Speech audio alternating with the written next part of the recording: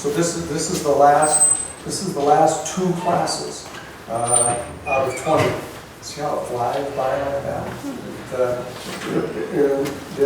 As of the class last Thursday, we had gotten ourselves all the way up to the collapse of Richard Nixon and Gerald Ford coming in and pardoning him, and him basically collapsing, the Democratic Party deciding that they better see if they could find at least one major honest Democratic office holder to run for the presidency so they could re-establish some sense of credibility in the office itself, and they selected Jimmy Carter.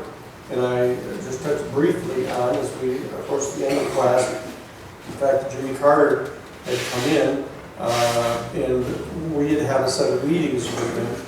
I was at the Jesuit National Headquarters at that time, and I went over and met with Stu Eisenstadt, his chief policy guy, in DuPont Circle, and we organized a meeting of the heads of all 54 of the major religious denominations to sit down with President Carter and propose one specific thing that they wanted him to agree to do if he were elected, and that was to cut off all military, U.S. military aid to any foreign dictator that was shown to be systematically violating the human rights of his own citizens. And that he, in fact, was elected. He did, in fact, do that. And pursuant to that agreement, an executive order was issued. He cut off the U.S. military aid to both Anastasio Somoza of Nicaragua and the Shah of Iran. And both of those regimes fell within a matter of weeks. Now, I'd also pointed out that during this period of time, Theodore Shackley had, in fact, been brought on out of the office of the Far East Operations Chief for the agency, and was brought in to be the Chief of Covert Operations for the Central Intelligence Agency under George H.W. Bush, who was brought on to be the Director of the Central Intelligence Agency by Gerald Ford. Right in the midst of all of the hearings and scandals and things that were going on, pursuant to the United States Senate Select Committee on Intelligence Abuse, chaired by Senator Frank Church of Idaho, and the criticisms of other United States senators, such as Dick Clark from Iowa, Birch Bayh from Indiana, Alan Krantz from California, and George McGovern from South Dakota. They were all engaged in a major critique of the agency. And in that context, George H.W. Bush was brought on, as far as anybody could tell in the public, sort of completely out of the blue, that no one had much of an idea who he was, that he had run for public office in Texas one time and had lost.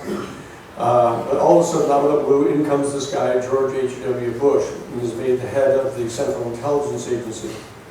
I was pointing out to you that this was because he was the grandson of George Herbert Walker, who, as you remember, was the CEO for Brown Brothers Harriman. Brown Brothers, actually, just as it transitioned over into Brown Brothers Harriman.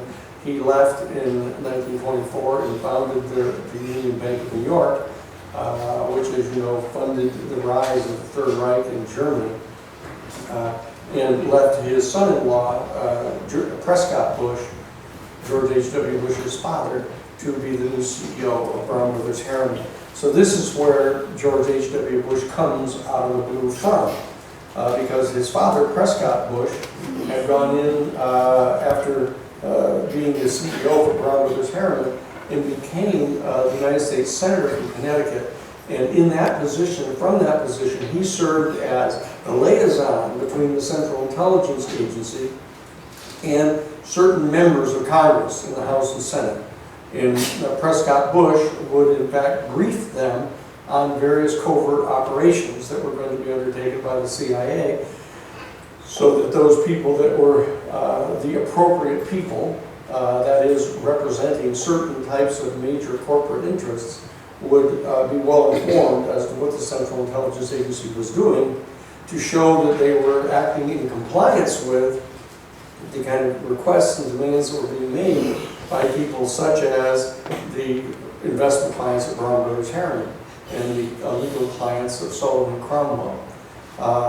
And so that was the place where I brought us up to at the end of last week, and I pointed out that when that was in 1976, and that Jimmy Carter served from 1976 to 1980, and in addition to cutting off the U.S. foreign military aid to Nicaragua and the Shah of Iran, he also fired 840 men from the Covert Operations Director of the Central Intelligence Agency in the so-called Halloween Massacre of October of 1977, after he came into office in January of 1977. This, as you might guess, earned the wrath of the covert intelligence community, as well as their principals in Brown Brothers Harriman and other major private investment firms and private banking interests, and the law firms on Wall Street, such as Sullivan and Cromwell and Dillon Reed Investment. These are the people that said, okay, we've had enough of this. We've had an honest man in the presidency for one whole term, and that's more than enough. And what happened is George H.W. Bush, the head of the Central Intelligence Agency, the man who had met with President-elect Carter in December of 1976 and offered to never run for any public office again if Jimmy Carter would leave him on as Carter's CIA director. Because George H.W. Bush knew, above all people, the important power that position represented. That he had been in the likes of Allen Dulles, who was the lawyer for his grandfather's firm. And that he realized that he was actually in the catbird seat as the director of the CIA, and if he'd been allowed to stay on as that from one administration to another, whether it was Republican or Democrat, he would have then been able to oversee the major offensive that was being planned by Theodore Shackley to press forward starting in 1976 to have the fascists rise up in South America. That the colonels in Argentina rose up and overthrew the democratically elected government in Argentina. They staged a military coup in Chile against Allende, and the DINA rose to power with Pinochet killing and disappearing thousands and thousands of dissidents, and overthrew the socialist government, elected government of Allende. There was a huge offensive push that was made in 1976 and 1977 under the auspices of Theodore Shackley, who was still the director of the Central Intelligence Agency. Because remember, as I told you, that he stayed on even after President Carter was elected, because Jimmy Carter had nominated Teddy Sorensen, Theodore Sorensen, to be the new head of the Central Intelligence Agency, and they had stuffed him and stopped him from being chosen by the United States Senate, being approved, because Senator Howard Baker from Tennessee had threatened to expose the fact that Teddy Sorensen had been the source for the New York Times Board of Editors, communicating to them the existence of certain private covert operations, so they wouldn't step on those operations in cooperation with the CIA. And Howard Baker, at the behest of those who wanted to stop Ted Sorensen from being head of the CIA, they supported them threatening to expose that affidavit that we had gotten from him at the Cahill firm in New York as part of the Pentagon Papers, to be able to show to Judge Murray Gerfine that in fact the Central Intelligence Agency was consistently briefing the president, and the president's people were consistently briefing the New York Times on covert operations. So this principle that was being asserted by Whitney North Seymour, United States Attorney for the Southern District of New York, in the Pentagon Papers case, that, Your Honor, we certainly can't have a principle that allows the editors of the New York Times to decide what confidential classified information they're going to publish or what not. Whereas we were able to demonstrate that that was a policy that had been going on for decades. But the bottom line is that Theodore Sorensen did not get to be the director of the Central Intelligence Agency. So this left George H.W. Bush in position in the Central Intelligence Agency all the way through those last couple of years of the Nixon term that was filled out by what's his head, Gerald Ford, right? And then he was still staying on into 1976 and 1977, and there was this huge offensive that was mounted out of South America by the fascists that had come in from Germany at the end of World War II. They made their big push because they were afraid that if they didn't make the push right then, that their time was going to pass. And so you had this extraordinary series of events that took place between 1976 and 1980, with this huge surge of fascists around all through South America rising up. Jimmy Carter, being the president, cutting off the military aid to Anastasio Somoza in Nicaragua, and cutting off the military aid to the Shah of Iran. And what happened is Theodore Shackley, when in fact he was replaced by Stansfield Turner, who was the second nominee of President Carter. When Theodore Shackley was pushed out, he then began to organize this enterprise, this off-the-shelf enterprise. You remember I told you that he'd been planning this from the time that he went back into Southeast Asia, back after 1973, when he'd been taken out of Southeast Asia. Remember when Creighton Abrams was court-martialing Colonel Rowe and those other people that planned to assassinate Prince Sihanouk. And then that was when the CIA took Shackley out of his position as the CIA station chief in Saigon and brought him back to the U.S. and made him the head of Western Hemisphere operations. And it was there that he basically started organizing the fascists in South America to rise up and to undertake their major offensive. And so that's what was going on during that period of time. But so there was a major power struggle that was going on completely behind the scenes. The American people were completely unaware of this thing going on. They just assumed that, well, the colonels rising up and overthrowing the government down in Argentina was just something those people do. And when the military coup happened in Chile, with Pinochet rising up and slaughtering thousands of people and imprisoning tens of thousands and disappearing more and more, that they just said, oh, that's sort of what those people do down here. And completely unknowing that our American Central Intelligence Agency, under the whip hand of Theodore Shackley, the director of Western Hemisphere operations, was running that entire operation against those governments down there. And so that, in addition to that, what happened is when Stansfield Turner came on as the new director of Central Intelligence, you remember Shackley had been temporarily moved back into Southeast Asia, and he, viewing himself and all the rest of the people in the CIA and all the rest of the fascists throughout the intelligence community, having been betrayed now, even by Nixon and Ford, because they basically shut down the operations in Southeast Asia, the whole attempt to invade and occupy Vietnam, that he viewed himself and the others as having been betrayed. And so he spent those couple of years basically pilfering U.S. military equipment and bringing it to the Udon Air Base, I told you, in Thailand, and filling up these two great big airplane hangars full of military equipment, C4 and landmines and machine guns and M16s and shoulder-fired missile stuff. He spent the time doing that, so he was fully prepared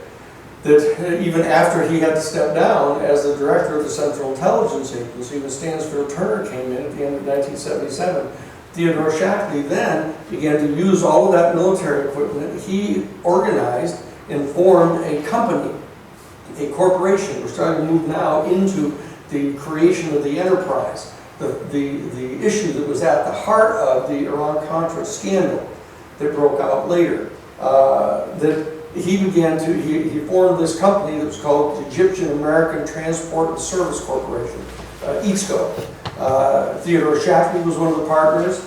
Edwin P. Wilson was one of the other principal partners. Richard Secord was another one, who was the former deputy comptroller to the United States Defense Department, the DSAA, the Defense Security Assistance Administration, Richard Secord was there, or Howard Fisk, and another partner was Tom Clines, who was the deputy to Theodore Shackley, and then another man by the name of Eric von Marbot that basically went unknown to everybody in the world. And this major corporation became the umbrella for a whole series of what the CIA would normally call proprietaries, which are businesses that are set up to give the appearance of being a regular for-profit business, but they're in fact a cover for covert operations of the Central Intelligence Agency. Theodore Shackley, knowing the statecraft the spycraft of doing all of that, set up a whole series of what were in effect proprietary businesses like Midnight Aviation, Evergreen Air. There were a whole bunch of these corporations that were set up.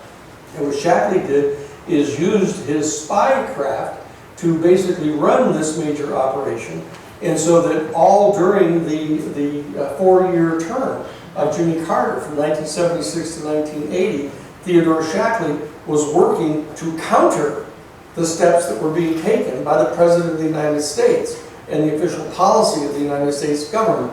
And so that even though they cut off the military aid to Anastasio Somoza, Theodore Shackley and Edwin P. Wilson reached out to Anastasio Somoza, offering him major military equipment out of that equipment that was stored at the Udon Air Base in Thailand. He also then attempted to reach out to people in the Middle East to set up assassination groups and stuff that were going to be assassinating people that might come to power in the Iranian government to replace the Shah of Iran. And so that these operations of the enterprise were going on all toward the last half of the Carter administration. And then what happened is, because of the activities that were going on in Iran, the covert operations that were going on in Iran that were being run by the enterprise, it turns out that the people in Iran were so furious with the United States over their policies, having previously supported the Shah of Iran, and now attempting to basically subvert the popular government that was going to be coming in, that there was a major incident that took place, that the people invaded the United States Embassy in Iran, in Tehran, and took hostage the 52 staff people in the United States Embassy. And this was in the next to the last year of the Carter administration. So Carter began to engage in a whole series of negotiations with the Hezbollah, believing that they could have influence with the students who had basically led the occupation of the American embassy. And he was engaged in a back and forth negotiation with them, trying to get them to release the hostages. His assistant was a fellow, a lieutenant colonel, actually a commander, a lieutenant commander in the Navy, in the National Security Council, a guy named Gary Sick. And they were working together to try to bring about this negotiation. But inside the National Security Council, Jimmy Carter had made the mistake of keeping certain people on as military advisors and covert operations advisors in his administration, even though they fired 840 of them. One of the guys that he kept on that was in the National Security Council was a guy named Donald P. Gregg. And Donald P. Gregg, inside the National Security Council, was briefing Theodore Shackley his previous boss as the Director of Covert Operations in the agency, briefing Theodore Shackley as to the state of development of the negotiations. And so Donald P. Gregg was basically revealing security information to Theodore Shackley. Theodore Shackley then choreographed an entire program pursuant to which he moved over into the campaign of George H.W. Bush. The former CIA director ran for the Republican nomination for president in 1980. During that process, Shackley worked for him, but they made a decision during the course of the primary that George H.W. Bush was going to drop back and become the vice president for Ronald Reagan. And so Ronald Reagan, the former actor here in California and former governor of the state of California, basically Reagan ran with George H.W. Bush as his vice president, and Theodore Shackley worked behind the scenes for that campaign that was run by William Casey. William Casey was a former OSS active operative and an asset resource, a fascist resource for the right wing in the military and intelligence. He was in fact the chairman of Cap City, which is the company that owned ABC Television News, owned ABC in fact. And what happened is Theodore Shackley and William Casey formulated a plan whereby William Casey was going to fly to Paris and meet with members of the Hezbollah and undertake a completely separate negotiation from that of the President of the United States and the National Security Council that were trying to negotiate the release of the 52 hostages. William Casey flew to Paris and engaged in these sidebar negotiations with the Hezbollah, and then a later second meeting in Madrid, and he struck a deal, telling the Hezbollah that if they would in fact agree to hold the American hostages until after the 1980 election, presidential election, that if Ronald Reagan were elected with George H.W. Bush as his vice president, they would in fact give TOW missiles and other U.S. military equipment directly to the Hezbollah, who had been declared to be a terrorist organization. And so that deal was struck, and the Hezbollah held the hostages, refused to release them to President Carter. President Carter was portrayed as a weakling by the right wing in that campaign of Reagan and Bush.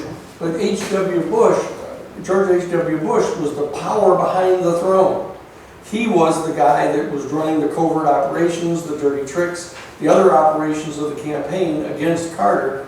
And Carter lost the 1980 presidential race. And it wasn't just this so-called October surprise of basically negotiating with the Hezbollah to hold the hostages longer. As I mentioned before, Theodore Shackley supervised the smuggling of millions of dollars of cash out of the Nugan Bank in Australia, money that had been skimmed off of drug trafficking in Southeast Asia between Shackley and Vang Pao, one of the major opium warlords in Laos.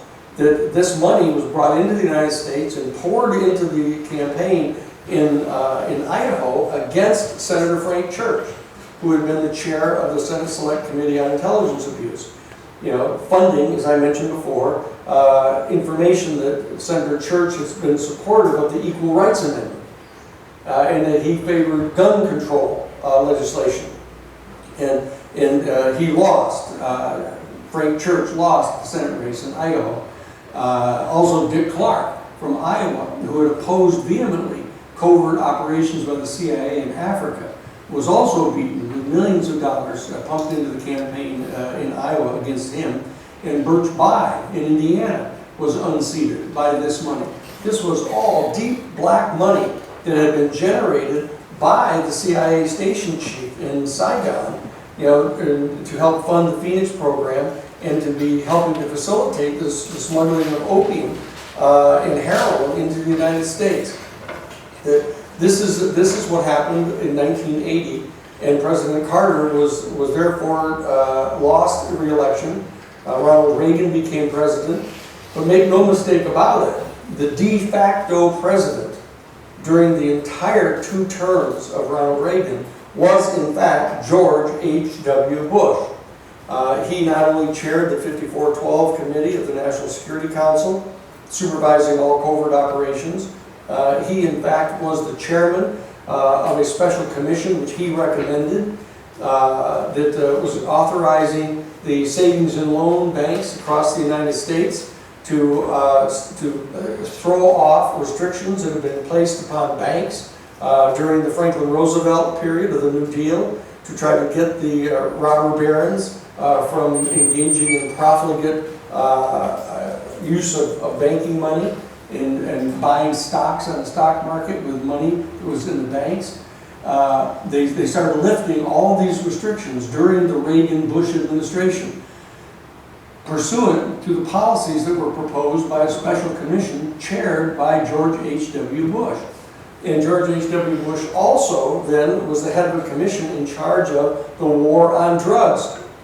And it was in that context that the special group was set up inside the DEA, headed up by Lucien Conein, with 5 men on it, all of whom were veterans of the Phoenix program in Southeast Asia, the assassination program, that was later surfaced by Assistant United States Attorney Michael Sheehan in that major investigation that he undertook, which I mentioned to you earlier, which started out as Operation Croupier, investigating the skim of cash off the casinos in Las Vegas, and then ended up evolving into a second major investigation called Operation Gateway, investigating the smuggling of drugs from South America into the United States and the smuggling of weapons down across the Mexican border in El Paso to right-wing death squads.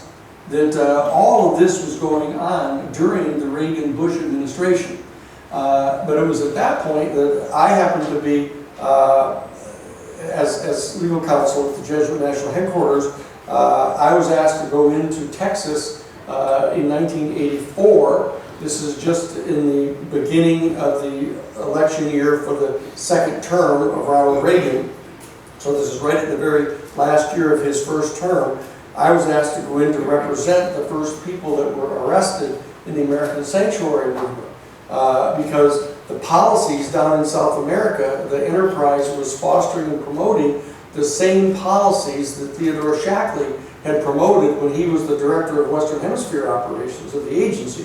And there were these fascists coming to power, and they rose to power in El Salvador, in Bolivia, inside Uruguay and Paraguay.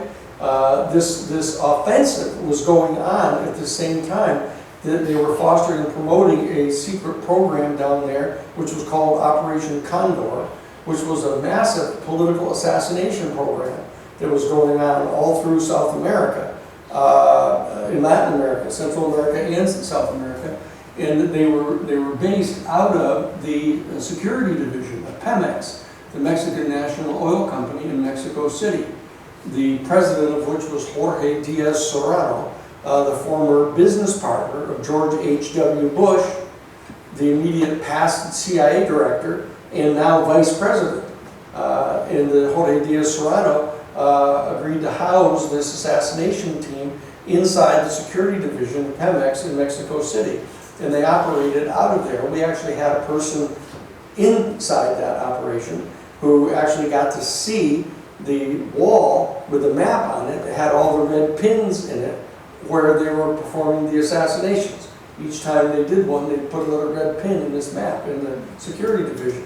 So we knew that that operation was going on, but what happened is when I was doing the case for the American Sanctuary movement down in Texas, long and involved in a very interesting story, I might add, but the bottom line is, during that, I was reached out to by the bishop of the Methodist Church down in Brownsville, Texas, where we were doing the case. I was staying at the Vicar General's house in Brownsville, Texas, along with Father Wally Kazan Zabowski, Franciscan Capuchin priest, who was one of my constitutional law students at Antioch Law School, where I was teaching constitutional law in Washington.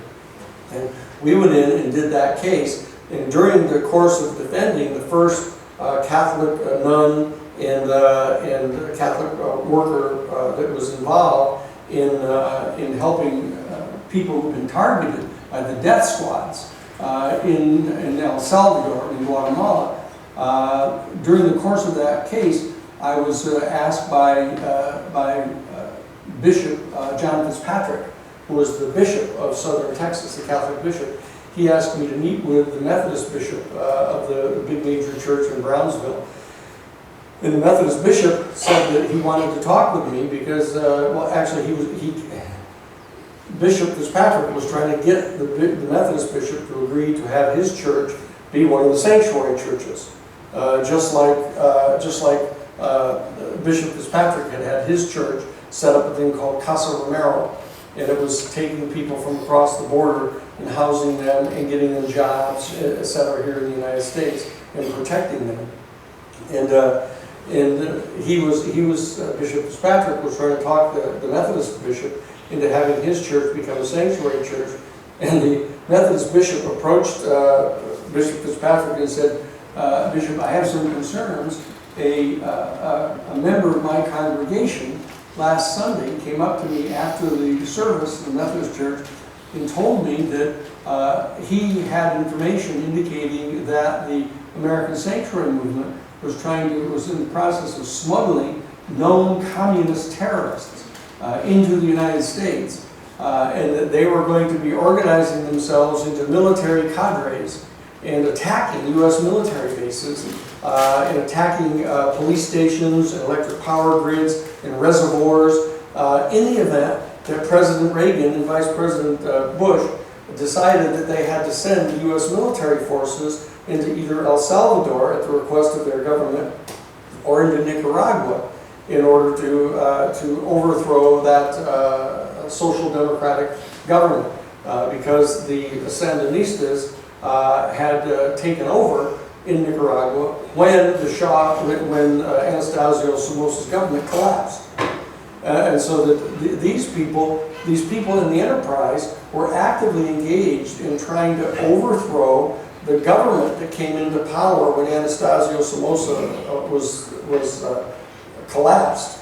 And the enterprise people, Edwin Wilson spent the whole afternoon telling me about this, about how he met with Anastasio Somoza after he had fled from Nicaragua, and had this long series of meetings with him, offering him all of the services of the enterprise, providing military equipment for them, military training, covert operations, intelligence information, everything else, even though it was the official policy of the United States government not to allow them to have any aid at all. So this whole process was going on of the enterprise basically during the Carter administration, countervailing all of their activities, trying to sustain back into power Anastasio Somoza and the fascist government that had fallen, as well as stopping the new government in Iran from coming to power. So that's what was going on. And when Ronald Reagan and George H.W. Bush came into office in January of 1981, this private enterprise had been functioning for the entire 4-year period of the Carter administration.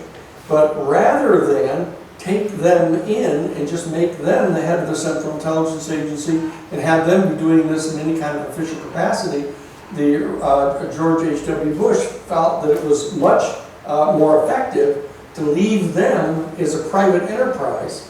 In that way, the oversight rules that have been put into place by the United States Congress, overseeing covert operations of the Central Intelligence Agency and the United States Pentagon and others, that had all been the result of Senator Frank Church's Select Committee on Intelligence Abuse and all of their reports. The result of that had been that the United States Congress had set up Senate and House Intelligence Committees, had passed legislation mandating that any covert operation that was undertaken by the Central Intelligence Agency had to be reported to the intelligence committees. There were restrictions on the covert operations they could engage in. and they had to go to Congress to get approval of those operations within 30 days of the initiation of any such covert operation. And so in order to avoid those restrictions that have been put on the official CIA and the Joint Special Operations Command of the Pentagon by the United States Congress, the Reagan-Bush administration decided that they were going to have this so-called private enterprise be conducting the covert operations in South America and in the Middle East, and then they were going to be having the Central Intelligence Agency be able to report to Congress that they weren't doing anything. So that's what we discovered when the Methodist bishop said to Bishop Fitzpatrick, said, look, I've gotten this report from one of my parishioners, and it turns out that parishioner is the special agent in charge of the FBI in Brownsville. And so therefore I was concerned about that. And do you think that there's any chance that known communist terrorists are being smuggled into the United States inside the American Sanctuary Movement? And so what Bishop Fitzpatrick said to the Methodist bishop, he said, well, as it turns out, the chief counsel for the United States Jesuit Order is here, living here at our house right now, because he's the one doing the trial, defending the Catholic nun and the Catholic social worker and the reporter that had all been arrested in Bishop Fitzpatrick's car, driving two of the political refugees from Brownsville up to San Antonio so they could register and be given refugee status. And they were arrested by the Migra. And so Bishop Fitzpatrick said to him, you know, it just so happens we happen to have the legal counsel for the Jesuits here, and if anything like that were going on, at least the Jesuits would know about it. And so he said, look, let's set up a meeting. So we did. I sat down with the bishop. He explained to me what he'd been told. Father Kazabowski and I almost fell out of our chair laughing at how ridiculous this whole thing was. But I said to him, look, just to make you comfortable, I will have some of my investigators check into this to find out where this rumor came from. So I ended up reaching out to William Johnstone Taylor, who was one of my investigators. He was one of Bethany Bailey's chief federal investigators, former three-tour United States Marine Corps Criminal Investigation Division guy, founder of the Florida Association of Professional Private Investigators, co-founder of the former Federal Investigators Association. I reached out to Bob Fink, who was the chief investigator for Congresswoman Bella Abzug from New York, who was the chair of the House Judiciary Committee, Subcommittee on Human Rights, who had been seconded to the House side of the Church Committee hearings, the the Pike Committee. And so he was very familiar with stuff. I also reached out to Howard Rosenberg, who was the chief researcher for Dan Rather at CBS News, and also to Howard Cohn, who was the Washington bureau chief for Rolling Stone magazine. So I had Father William Davis, who was my chief investigator inside the Jesuit Office of Social Ministry. And so all of them began scouring around the country trying to find out where this ridiculous rumor came from, that somehow inside the American Sanctuary Movement there was an effort to smuggle known communist terrorists into the United States. And I went forward with the trial while they were doing this investigation. We ended up winning and having these people acquitted, and the federal judge issued actually the Fifth Circuit Court of Appeals issued an order declaring unconstitutional the efforts on the part of the Reagan-Bush administration to arrest bona fide political refugees. And they had given orders to the immigration office in Brownsville, if anybody from Nicaragua or El Salvador came and applied for political asylum under the Political Asylum Act of 1980, passed right in the last few months of the Carter administration, that if anybody came in and applied for political refugee status, you're to arrest them immediately and ship them back to El Salvador or Guatemala and notify the military authorities what the plane is on which they're going to be arriving. And these people were just being disappeared as soon as they got off the plane. And so we got the federal court to declare that to be unconstitutional because there was a federal statute passed by Congress giving the people the right to apply for political asylum. So we did all of that, and meanwhile, our investigators had fanned out, and were trying to figure out where this ugly rumor was coming from. Finally, William Johnstone Taylor found a former friend of his, a former Marine Corps buddy of his from Vietnam, who was the head of the Louisiana State National Guard. And his friend asked Billy to come and talk with him because he had found out something about this. So Bill goes down to Louisiana and meets with this fellow, the head of the National Guard, and the guy said, look, here's what happened. He said, it turns out that in March of 1984, we were in April of 1984, we were doing the trial. In March of 1984, Ronald Reagan and George Bush, really George H.W. Bush, they proposed a national, a federal military readiness exercise. They have these things periodically. You see where the United States and South Korea are doing military exercises off the coast of North Korea, and they're doing exercises off in the sea by Iran and stuff. They do this all the time. It turns out that in March of 1984, Reagan and Bush had proposed a national readiness exercise called, not surprisingly, Rex 84, Readiness Exercise 1984. Rex 84 was codenamed, actually, Operation Night Train. And they were practicing airlifting the 82nd Airborne, U.S. Army Airborne, out of Fort Bragg, North Carolina, airlifting them into either El Salvador or Nicaragua to establish martial law there. So that was the readiness exercise. And it turns out, he said, so what it was, he said, is that the fellow who had come with Ed Meese, who from California, when Ronald Reagan was governor of California before he was president and came into Washington, D.C. to head up the Reagan-Bush administration, Ronald Reagan had an assistant state attorney general by the name of Edwin Meese. And Edwin Meese had been brought on as the special assistant attorney general in charge of civil disorder control in the state of California. And Ed Meese had recruited a guy by the name of Louis Giuffreda, who was the commandant of the California Special Organized Crime Training Institute down in San Luis Obispo. They had all these ninja guys jumping out of trees on each other and stuff, and protecting us all against terrorism. And Ed Meese recruited Louis Giuffreda to become the head of the California State National Guard. And they had undertaken a readiness exercise in California called Operation Cable Splicer in 1979.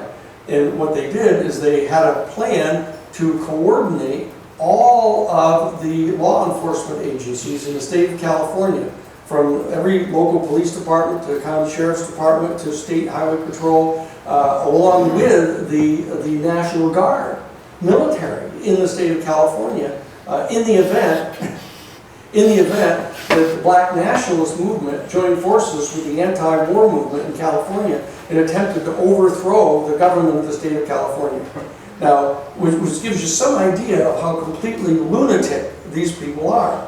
But the fact of the matter is, what they do is they run out these kind of scenarios, these fascist war game scenarios, and they come up with a hypothetical that will justify them basically attempting to militarize the entire police department in the state of California. And this is what Reagan and Meese had done in California. So when they came to Washington, D.C., Ed Meese was brought in to be the chief of staff for Ronald Reagan, and he brought Louis Giuffreda in with him and appointed Louis Giuffreda to be the head of FEMA, the Federal Emergency Management Agency, which was a brand new agency that had just been created by the Carter administration to respond to major natural disasters, hurricanes and floods and tornadoes. It was a federal agency to go in and provide federal assistance to people in those emergency zones that have been caused by natural disasters. What happened was Louis Giuffredo, when he arrived, he wanted to turn FEMA into an anti-terrorist organization. And he was sort of chomping at the bit to do this, and when he got wind of this classified readiness exercise, Rex 84, that was codenamed Operation Night Train, because the 82nd Airborne was going to be airlifted under the cover of night out of Fort Bragg and brought into El Salvador or Nicaragua. He was upset. He said, well, look, if that operation is going on, what happens if, when President Reagan and Vice President Bush send U.S. military forces into El Salvador or Nicaragua, what happens to the 500,000 at that time, 500,000 undocumented Central American aliens that are here in the United States? What if they organize themselves into military cadres and attack our police stations and attack our water resources and reservoirs and our electric power plants? Shouldn't I be doing some kind of mobilization and practice also how we go about rounding up all 500,000 of these undocumented Central American aliens and putting them into military stockades, while the U.S. 82nd Airborne are occupying El Salvador or Nicaragua? This is the kind of thinking that was going on under Ronald Reagan and George H.W. Bush. What had happened is that George H.W. Bush, as having been the head of the CIA with Theodore Shackley, the covert operations people, what they had decided to do is that, given the fact that now that the communist threat in in Southeast Asia was no longer going to be their major target, what they tried to do was pretend that communist subversion in Latin America was what they had to deal with. And so what they were doing is they were organizing this whole plan to basically airlift the 82nd Airborne and fly them down into El Salvador or Nicaragua. And now Louis Giuffredo was planning on how to round up these 500,000 undocumented Central American aliens and put them into military detention facilities. And this was called Rex 84 Bravo. In this particular operation, we found out about because the head of the National Guard in Louisiana was part of this Rex 84 Bravo. And what he was charged with doing is accepting U.S. military equipment from the Pentagon into his National Guard. And what they had to do is they had to supply this military equipment to a civilian force, because under the Posse Comitatus Act, which was passed back in the 1870s, prohibiting the deploying of U.S. military forces in the United States domestically to enforce law. It was prohibited. And this was a major effort to stop the military from being able to undertake an overthrow of the government. And so the Posse Comitatus Act prohibited the deployment of U.S. military forces in the United States. So Louis Giuffredo wanted to have someone to assist him in going through this rehearsal of how you go about rounding up 500,000 undocumented Central American aliens and putting them in these 10 military detention facilities. So what they did is they advertised. Louis Giuffredo asked a number of southern states, legislatures, Republican dominated, to pass state statutes establishing a thing that they call state defense forces. And these are a civilian group that are going to be similar to what the old time, what they call Civil Air Patrol used to be back in the 1950s.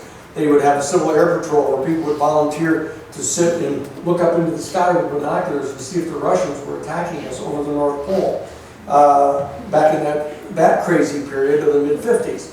And so what they did is they passed statutes setting up these state defense forces, and Louisiana had been one of them that had done this. And so what they did is once they got the statute passed, Louis Giuffredo actually advertised in Soldier of Fortune magazine, which was this magazine for these crazy right-wing lunars that end up running around in the woods on weekends and having paintball wars where they shoot each other with paintballs and stuff. And then they subscribe to Soldier of Fortune magazine that shows you how you can buy camouflage equipment and that kind of strange stuff. Well, that's where they were advertising for people to recruit into the Louisiana State Defense Forces. And they received an order from the Pentagon this fellow who was the commander of the Louisiana State National Guard, that they were to accept a whole bunch of this military equipment, M16s, 45s, other kind of military paraphernalia. They were to receive this and distribute it to the state defense forces.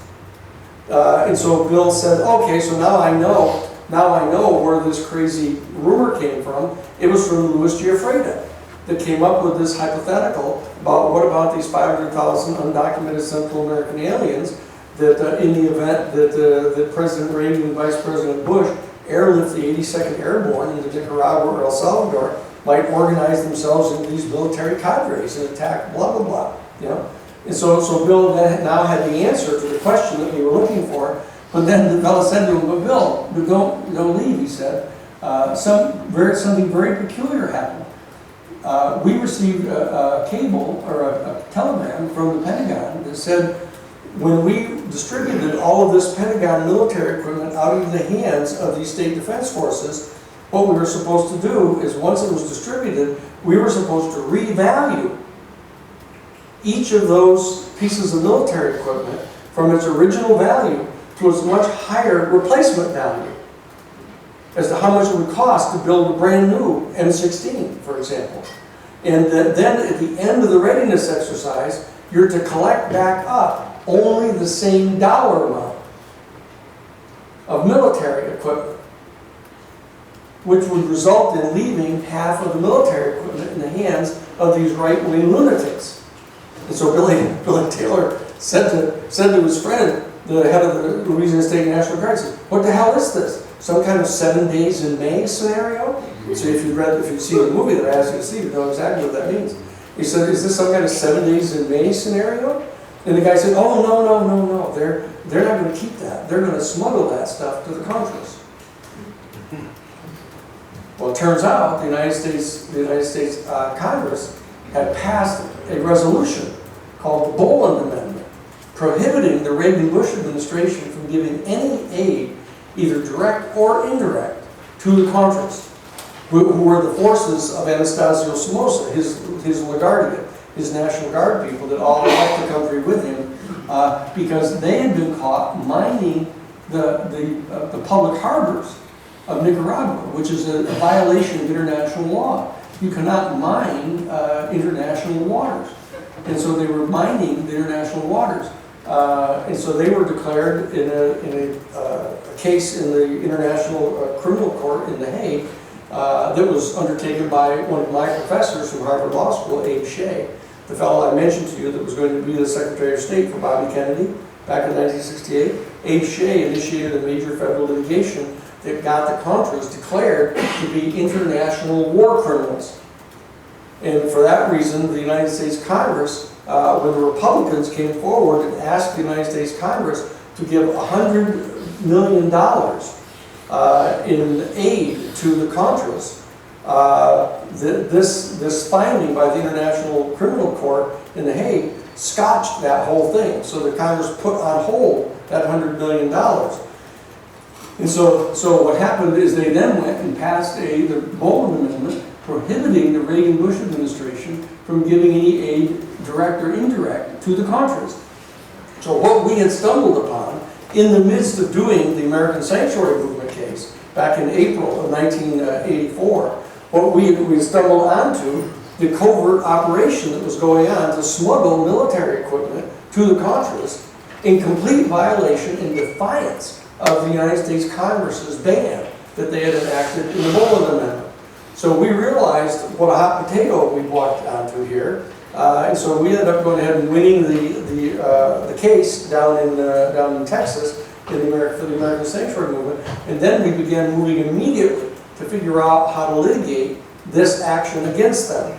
And so what we did is we undertook a major investigation from that time of April of 1984 up until May of 1986. About a two-year period, we conducted this investigation. And 30 years ago, as of, not today the 31st, but the 28th of May, the 28th of May, a few days ago, was the 30th anniversary of the day we filed the Iran-Contra Federal Criminal Racketeering Act lawsuit, civil lawsuit against the members of the enterprise. And that's what began the storm. Because we ended up getting a special prosecutor appointed, Lawrence Walsh. It's a long and extraordinarily interesting story, I must say. But the bottom line is we ended up with the special prosecutor investigating exactly what it is we said had happened. And he came to the conclusion that it was true, that they were smuggling cocaine in Mexican brown heroin.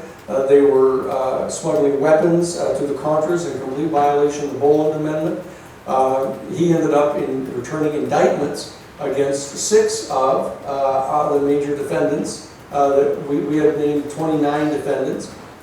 He returned the first 6 indictments against all of them. By that time, George H.W. Bush had run for the presidency and won the presidency as the vice president of Reagan. He'd come on and won the presidency in 1988.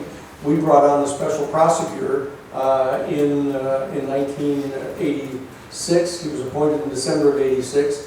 He started making the findings against him in 1987. So the Bush went ahead and got elected president.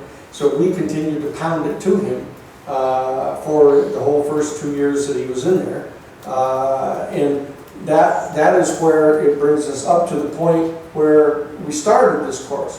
When I told you that George H.W. Bush was president in 1990, when he had been elected in 1988, he was in 1990, when they started getting information through the Central Intelligence Agency that the Soviet Union might be getting ready to dissolve, and he wrote the handwritten memo to Saddam Hussein and sent it to Saddam Hussein through April Gillespie, the United States ambassador to Iraq, telling Saddam Hussein that if in fact he determined that it was necessary to resort to the use of military force against Kuwait because of his belief that they were slant drilling under his borders and taking their oil out of Iraq, that would not be viewed by George H.W. Bush, the president, as being contrary to the long-term best interests of the United States. And that's where we began this course, when I began telling you about how this whole operation came to pass in the Middle East with that whole scenario. As soon as George H.W. Bush learned that they might be getting ready to lose their principal adversary throughout the entire Cold War, thereby eliminating any need to have the Central Intelligence Agency, any need to have massive, at that time, $380 billion a year military budgets, etc. He freaked out and decided what they would do is they would instigate an operation in the Middle East where Saddam Hussein would invade Kuwait and occupy Kuwait, and they would lie to King Farouk of Saudi Arabia through the good offices of Dick Cheney and tell them falsely that Saddam Hussein was then planning to go into Saudi Arabia and overthrow the House of Saud, so that the House of Saud and King Farouk would in fact invoke the conditions of a 1972 treaty that was signed by Richard Nixon with King Faisal in Saudi Arabia and with the Shah of Iran. And that's where we started. You can remember, if you don't remember the details of that, you can look again at one of the first couple lectures that we had here. That was where I was attempting to explain to you how it is that it came to pass that this extraordinary set of events is unfolding in the Middle East with the collapse of these governments, the heads of which were handpicked by Winston Churchill back in 1922 at the end of World War I. And here they are now collapsing one after another as soon as the Soviet Union did in fact disband. There was a huge rising up against the United States when the United States invaded and occupied the Middle Eastern oil fields under this ruse of having to drive Saddam Hussein back into Iraq and set up this no-fly zone and put in 250,000 U.S. military personnel to man this no-fly zone. And at that time, Osama bin Laden mounted the jihad against the United States and its allies in the Middle East to drive them out of the occupation of the Holy Lands. And that's what we're dealing with now today. This entire, and the challenge is that Barack Obama and Hillary Clinton and John Kerry, all of these people don't dare tell the truth. They don't dare tell the American people the truth of what it is that has happened there. And therefore, because they don't want to withdraw U.S. military forces from the Middle East, because they want to continue to maintain control over the Middle Eastern oil fields, because they want to continue to foster and promote and promulgate the interests of the major petroleum corporations, who are in fact the principal financiers of their campaigns. It's as simple as that. So that you have both things at the same time. You have on the one hand the fact that they're engaged in rather craven activities, simply promoting and promulgating the financial interests of the owners of the major petroleum corporations, many of whom are the same officials. George H.W. Bush, W. Bush, all of them are major oil company people. Okay, and Dick Cheney, was the president of Halliburton.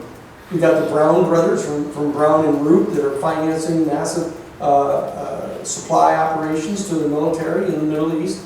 There's billions, literally billions and billions of dollars of profit being made by these people. Was George H.W. an oil tycoon as well?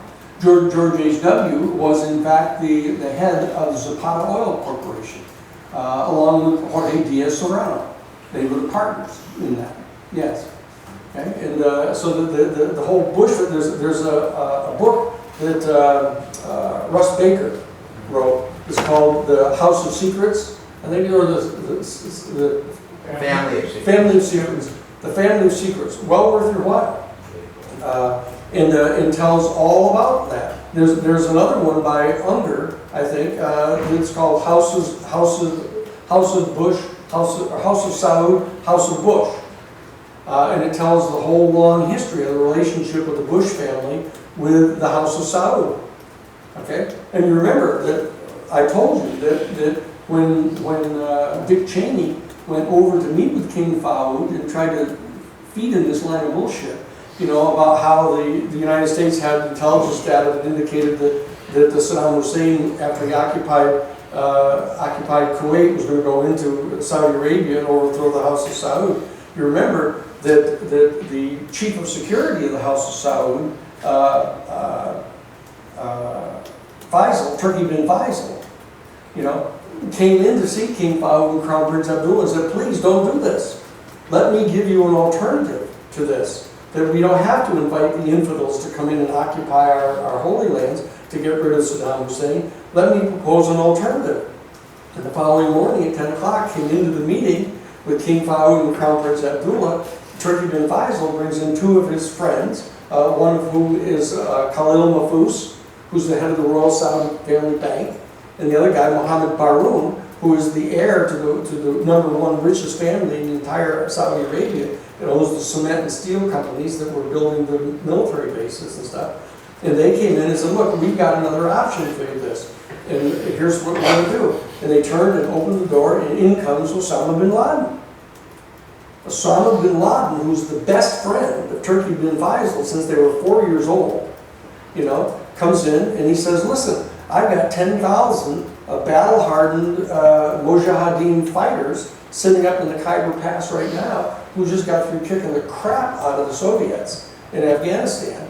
And we're perfectly capable of driving Saddam Hussein back into Iraq, and because if you let the infidels come in under the rubric of this old 1972 treaty that they have of protecting the oil fields against Russia or China, if you allow them to come in, they'll never leave. They're going to come in and occupy our holy lands, and you can't let them do this. I'll drive Saddam Hussein back up into Iraq for you. And you remember, Dick Cheney came back in for a second round of meetings with King Farouk and Crown Prince Abdullah, and he said, look, I've got a sweetener for you here, that we will come in and not only drive out Saddam Hussein back up into Iraq and protect you from being invaded and overthrown by Saddam Hussein, we'll protect you even against your own people. So that if in fact the extremely fundamentalist Muslim Brotherhood, the extremely conservative Islamic people decide they want to overthrow you because they hate your guts, you know, the entire House of Saud with your 1,400 princes, running around Europe and losing $1 million at the throw of a dice, and there's 16 different Rolls Royces and all of this profligate stuff that they engage in. He said, that we'll protect you against your own people. And that's what caused King Faoud and Crown Prince Abdullah to say, good, right, good, you win the contract. And so then they invited them in. And the U.S. came in, occupied those military bases that had been built pursuant to the 1972 treaty, secret treaty, and brought in their warships into the harbors that had been dredged out pursuant to that 72 treaty, and occupied the Middle Eastern oil fields, and insisted that they had to leave 250,000 Marine or U.S. military people on the ground full time in order to man the no-fly zone against Saddam Hussein. An absolutely transparent, bogus load of crap. I mean, in the bottom line is that's what's caused the problem, because that is when Osama bin Laden declared jihad against the U.S. and the Allies to drive them out. They bombed the barracks, the Marine Corps barracks. They attacked the USS Cole in Yemen. They blew up the 2 embassies in Africa. And they attacked the World Trade Center the first time and set off the small bomb at the base of the Trade Center and smoked out the whole place. The blind sheep got arrested for that, etc. So that you need to understand that the craziness that you see going on now all around you, or what they portray to be craziness, is just in fact the directly predictable logical consequences of this set of criminal covert operations that they've been engaged in. Okay? So that the way to deal with this is to understand that this is, as I've said before, it's just like a gorilla having his hand stuck through a hole in a box holding on to a banana, and he can't get his hand out of the box because he won't let go of the banana. And now that's exactly what we've got happening here. The major corporate interests in the United States have a vested interest in maintaining the petroleum industry because they own it. And they've established a whole finance system with the petrodollar, the American dollar being the sole form of currency to be used to purchase petroleum around the world. They have a huge multi-billion-dollar industry of refining this oil, shipping the oil all around the world in these major tankers, etc. And that they are not about ready to let go of this. And so they're holding on to this thing. And you know perfectly well that Hillary Clinton is going to do the exact same thing. Hillary Clinton has got her hand deep into the pocket of these same major corporations. Now, if she were really smart, if she were really smart, so you get a good evaluation. If she were smart, what she would do, perfectly obvious. She would say, okay, after Tuesday's election, 1 week from now, and she gets the additional 90 delegates that she needs to get, and when you add them to her 521 delegates that she's already gotten, 400 of whom, as Bernie pointed out this morning, 400 of which super delegates had declared for her before there was even another candidate in the field for the Democrats. Okay? And so that she'll go across in the line, she'll have the 2,136 that she needs, counting those super delegates. What Bernie is going to try to do is going to try to win California and to be able to argue that in fact she has not in fact won enough of the publicly elected delegates to go across the 2,136 delegate line, and therefore she hasn't gotten enough to win on the first ballot. He doesn't have enough to win on the first ballot, and therefore the superdelegates, 712 superdelegates, have to remain uncommitted, and what they've got to do is try to decide which of the 2 of them is going to make the better candidate to run against Donald Trump. And he points out over and over again that all the polls show that Hillary will beat Trump in the general election basically by 10 points. And that there are a few here and there that say that it's a tie and all that, but the fact is it's fairly clear that Hillary Clinton is going to beat Trump by 6 to 10 points. What Bernie points out is that all the polls show that he'll beat Trump by 17 to 20 points. And so therefore, the smartest thing to do is to pick the candidate for the Democratic Party that's going to beat him the most. Okay? Now, so the smart thing for Hillary to do, very clearly, would be simply to agree to, once she wins enough of the delegates, when you add her super delegates that are committed to her to the first ballot, what she ought to do is turn around and invite Bernie to be her vice president and agree not to take any PAC money. That's all she has to do. Because that's the major point of criticism of Bernie against her, is that she's taking all this $15 million from the PACs in the petroleum companies, the insurance companies, and everybody else. And that way she's beholden to them. And if she would just agree not to do that, Bernie and his fundraising machine, if she were to pick him as the vice president, she lets go of those PACs, could easily raise as much money as Trump is going to raise for the Republican Party. Mainly because the Republican Party is split, and they don't really want him to be the president. And so that they've got this golden opportunity here to drop their dependency on the PACs and on the major corporations here at the Democratic Party, and get elected with popular money now that they have the technology of the internet and fundraising over the internet, etc., that they have available for direct funding by the people. What they can do is they can confront the Republican Party that is in the pocket of these major corporate donors and beat them. Okay? And then Hillary can go in with Bernie being her vice president and say, look, we agree in principle on most everything. It's just that I think that we have to get here incrementally, and Bernie thinks we can do it more aggressively. Here we are as a ticket now, and we'll do the very best we can. Once we come into Washington working together, we'll try to get these changes done, which we all agree need to be done as quickly as we can get it done. And Bernie can recommend legislation that we'll talk about what it'll look like. And that's what would be perfectly obvious for her to do. Except for the fact that she doesn't want to do it. That she in fact wants to stay in partnership with these major corporations. She wants to stay in partnership with the major petroleum industry, the major insurance industry, the major pharmaceutical industry. Because these people are the people who have provided the sinew for the imperial state ever since the beginning of the country. They've been there.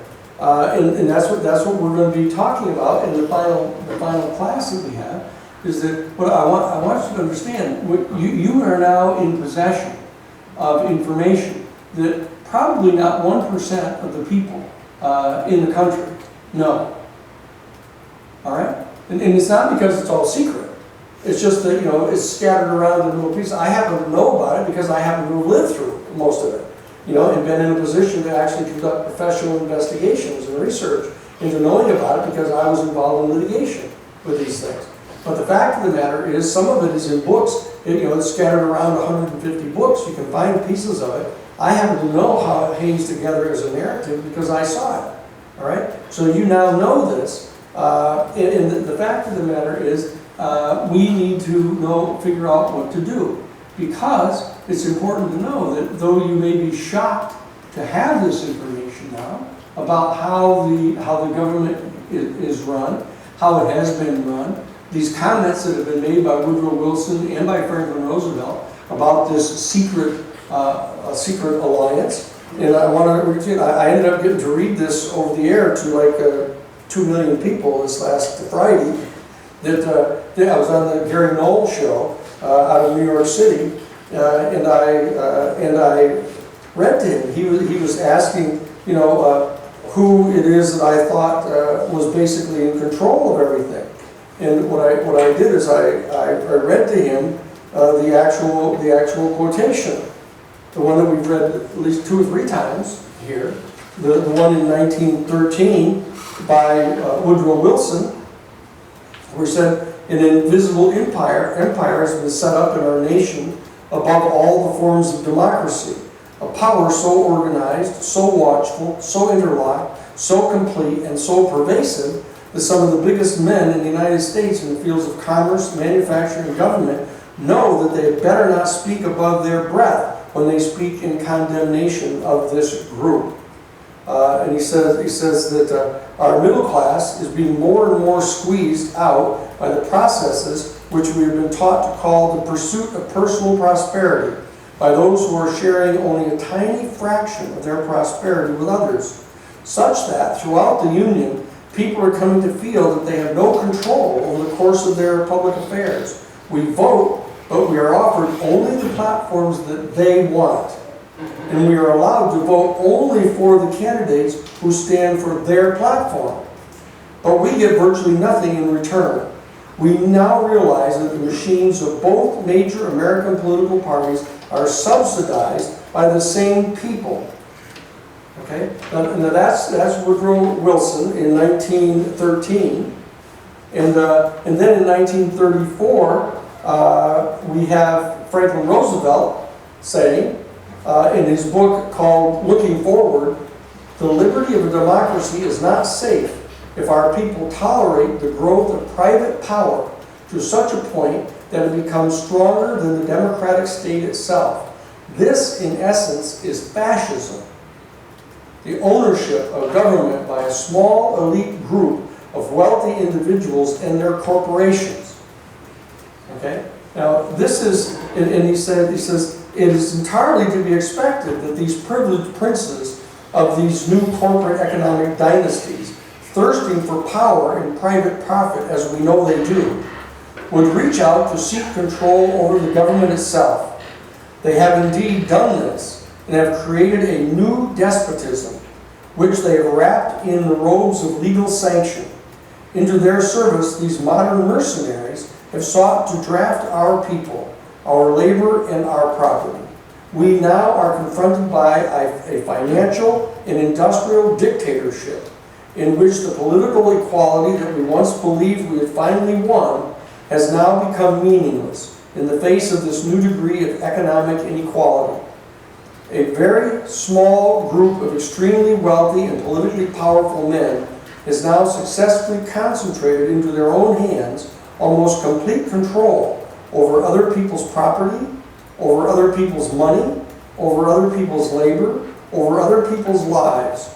For too many of us, our lives are no longer truly free.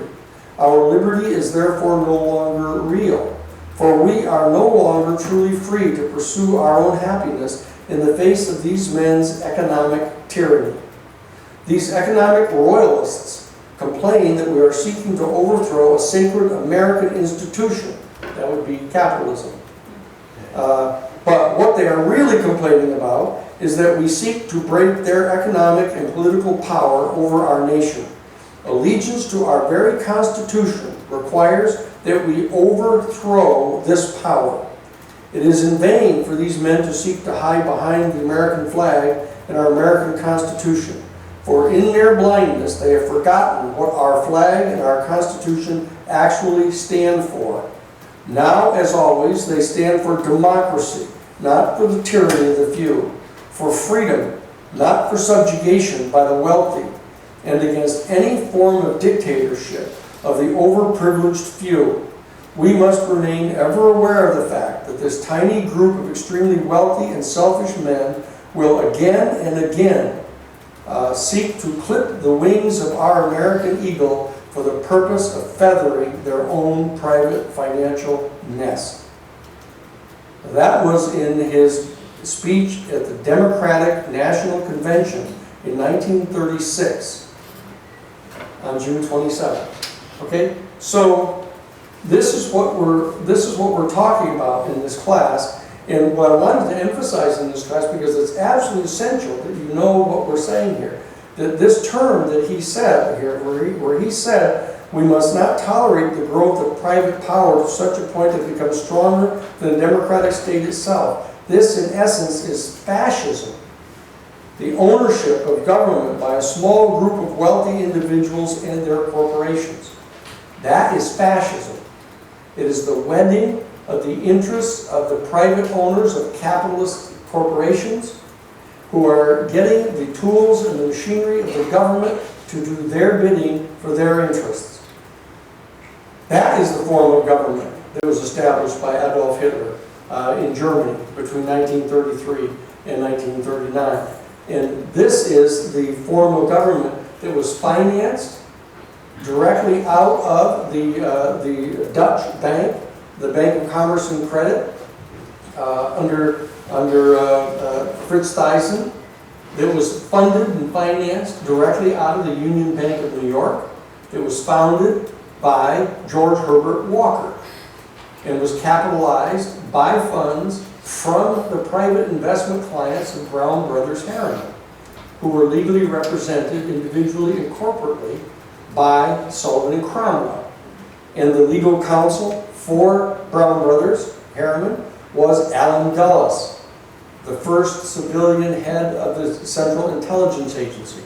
And the CIA was crafted pursuant to the recommendations of a commission headed up by Robert Lovett, who was in fact a senior partner in Brown Brothers Harriman.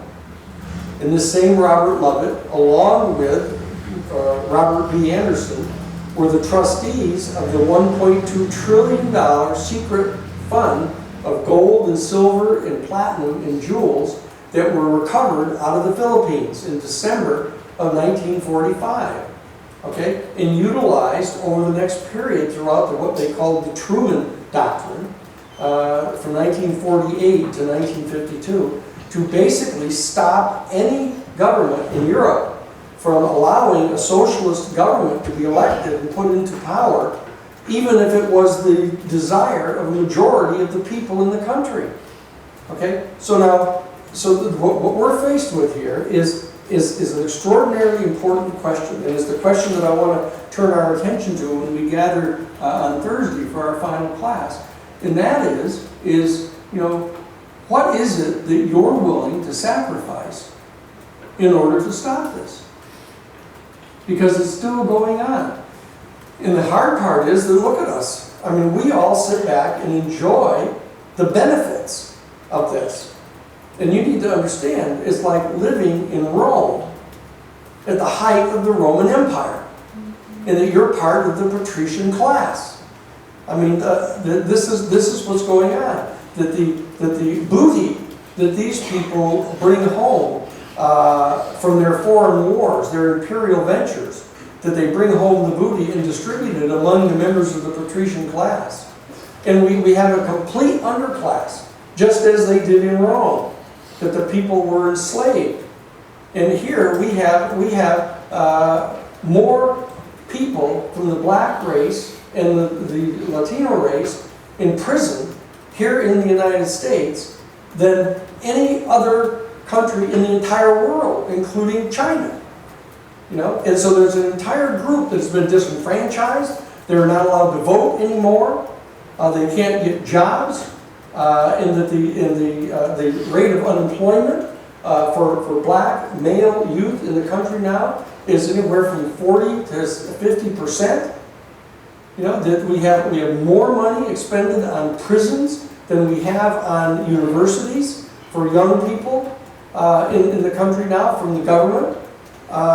And so that you're confronted by a situation now where there's a, you know, I've told you before, I don't believe that there's a 20% chance that Donald Trump is going to be elected president. You know, I mean, they've got people on CNN right now, women correspondents being interviewed, saying that that Donald Trump is about as popular with women as a yeast infection. You know? I mean, that's the quotes. That's what they're saying on national television. You know, and so what I'm saying is that he's got a 68% unfavorability rating right now, and he's got an 84% unfavorability rating with women. Okay, I don't know what the other 16% of the women are thinking, but you know, but the bottom line is that there's not a 20% chance that he's going to be elected president, which means that Hillary Clinton is now on the very brink of being elected president by getting the Democratic Party nomination. Bernie Sanders is engaged in one last major kind of full-throated effort to try to win the California primary, but you have to keep in mind, always remember, these are proportional distributions of these delegates. So there's 475, I think, student delegates here in California. And even if he were to win by 75%, and Hillary were only to get a quarter of the votes of the delegates, she gets 100 delegates out of California. That puts her over the top. That's got nothing to do with North Dakota, South Dakota, Montana, and New Jersey. You know, so she's going to get the delegates as long as she keeps those super delegates. Now the question is whether Bernie can win by large enough margins to keep Hillary Clinton. Just next Tuesday is the day. Unfortunately, we won't get to meet again. I mean, because we'll have met our last time on Thursday. But on Tuesday, the fact is that it's possible that she would get enough elected delegates to win, to go over the top with 2,136 delegates, even without a single one of the superdelegates. If that happens, it's over. If that happens, she's the president. You know, she's going to be the nominee, because there will be no argument left to be made that, we can get the superdelegates to make some kind of a decision that they ought to pick the better of the two candidates. You know, that's not going to be salient, because if the total number of delegates that she gets simply by election are enough to get over the top of that 2,136, he doesn't really have any remaining argument for him. Okay?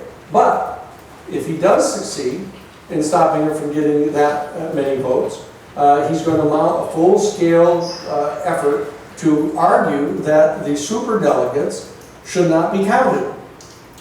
When you come into the convention, the superdelegates should be charged with responsibility for deciding which of the two candidates, both of whom who have approximately the same number of elected delegates, which of the two of them, if neither one of them has the full 2,136, which of the two of them should be chosen by the superdelegates. That's going to be his argument. And I say that the odds are extremely heavy against that happening. That if she only has to have, it's just hard to imagine that she's going to get more than 90 votes on Tuesday, 90 delegates. And as long as her delegates the superdelegates that are committed to her stick with her, she's in. And the fact is, even all of them don't have to stick with her. All she has to do is add to the number of delegates she gets on Tuesday as few superdelegates as is necessary to get her to the 2,136. And if it's only a handful, even 50, 60 of them, you're not going to be able to make a good argument that the superdelegates made her president. It's only if they move it in block like that. Okay, so that's what we're facing right now. And for one of the very first times, we actually have a candidate, in the final week of the primary season, belling the cat, naming the beast. He's specifically talking about this capitalist system. He is in fact a democratic socialist.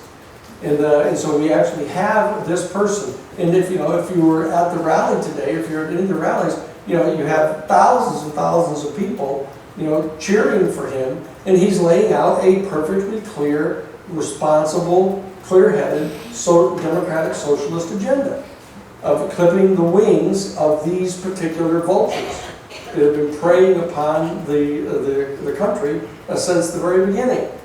Okay? Now, that being said, that would suggest how difficult this is going to be, because they've been here since the very beginning of the country.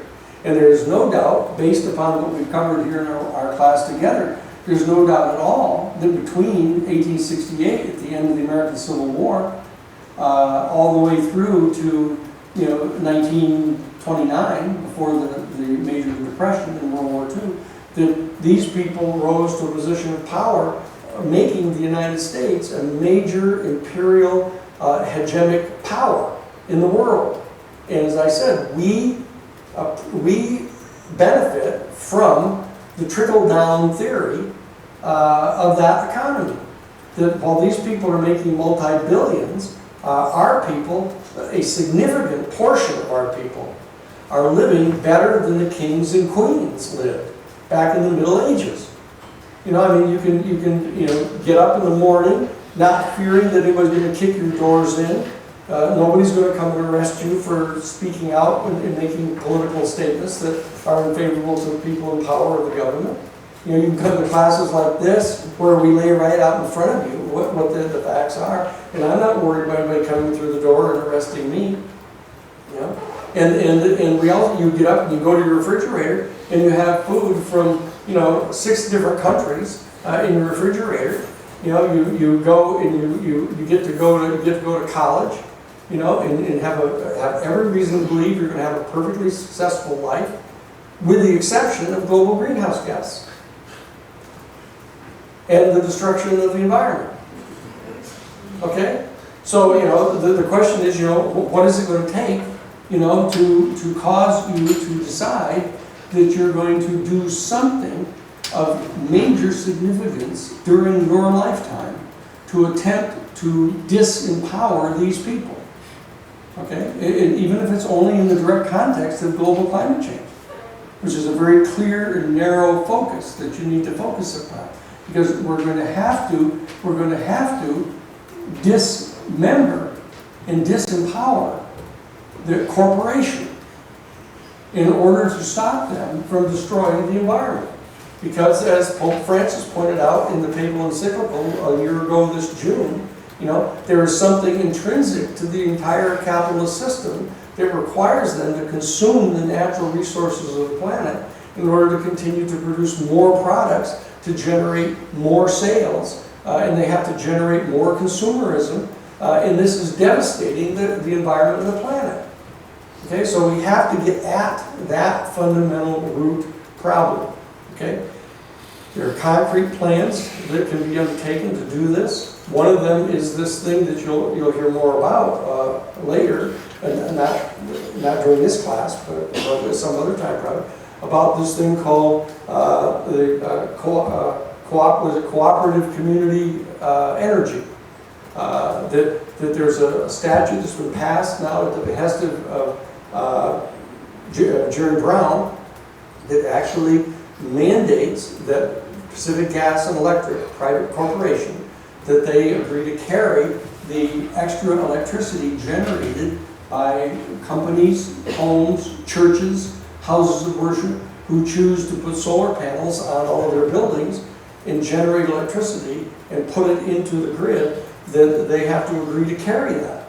And that we're now working out of our office on a major plan to get all of the Catholic churches in the entire state of California to put solar generators, solar cells on all of their churches and their schools and over all their parking lots, and to actually install electric car charging stations and give away electric power for free, in competition with Pacific Gas and Electric, that is still using and have all of the sources for their electricity for the churches and houses of worship be in fact completely non-global greenhouse gas generated. So they're completely non-polluting, sustainable sources of energy, giving away free energy for all the cars to motivate people to get electric cars and have free fuel. Because every town you drive into in the state of California, you just drive to one of the local churches of your own choice or temple, and you go and charge up your car. No worry about are you going to be able to make it from here to San Francisco with an electric car. Because all you have to do is pull off and look for a church or synagogues and charge up. And they're going to be giving the additional electricity away for free to all of the poor people in their community. Okay? And they're going to work their way up from giving the electricity away for free to the poorest of poor, to the not so poor, to the middle class, to actually establishing a complete alternative source of completely clean and non-polluting energy to substitute for all of the private commercial energy that is still using coal and petroleum and polluting sources. Okay? And we're going to be going next Thursday after the last class here, and I'm going to end up going to meet with a major company that has designed a major it's like an invention. It's like a huge, gigantic, 50-foot long container that you can put anything into and gasify it. because it works off induction, induction generated energy that generates the same kind of heat that they use to melt steel with. And so that you can put old tires into it, garbage, everything, and it totally gasifies it. And in fact, then generates energy with the gas. Okay, and it can also desalinate water. It can one of these devices can desalinate 1 million gallons of water a day because it totally gasifies it. You just put fill it up with water. It turns it into steam, condenses out the completely distilled water, pure water for agriculture, for drinking, for houses, and then it gasifies the salt. You know, because it generates like temperatures of 2,000 degrees. Okay, and that we're in the process of trying to talk them into providing one of these for each of the towns and cities in the state of California, because we're on this major campaign to try to turn California into a state that reduces by 90% the amount of global greenhouse gas emissions within 10 years, which is dramatically different than what has been called for by the Obama administration and will be called for by the Hillary Clinton administration, which is the reduction of global greenhouse gas emissions by 33% by the year 2035, which is basically legislating disaster. It's by direct affirmative authorization, the legislature is authorizing corporations to kill the environment. You know, so things need to be done, that you can do things like this. You can figure out solutions to these things. But you have to, in my opinion, you have to know that there's a group of bad guys that are actually causing this problem. And that they're basically talking people into believing that we need to have all this stuff. You know, they're generating this consumer society, you know, that you have to have, you know, meat 5 times a week or 6 times a week. So you have to raise tens of thousands of head of cattle, you know, and they have to grow huge swaths of soybeans. So they have to mow down the forests in the equatorial regions of the planet and grow soybeans for the cows and let the cows run around. I mean, this is crazy. Okay, so we need to make some decisions. And so that what I want to do is when we come together again on Thursday, I want us to talk about, I'll give you some information about what it was like at the very beginning and who Alexander Hamilton was and who the financial people were that he represented, the bankers and the financiers, so you'll understand that this has existed inside the American government since the very beginning. You know, so that when you hear people bemoaning this horrible situation that we're in, and it has come on in a rush since Reagan and Bush came to power, and you just remember the old Irish aphorism that I told you about. That they say, they go, well, the old sod, it's not what it used to be. But then it never was. Okay?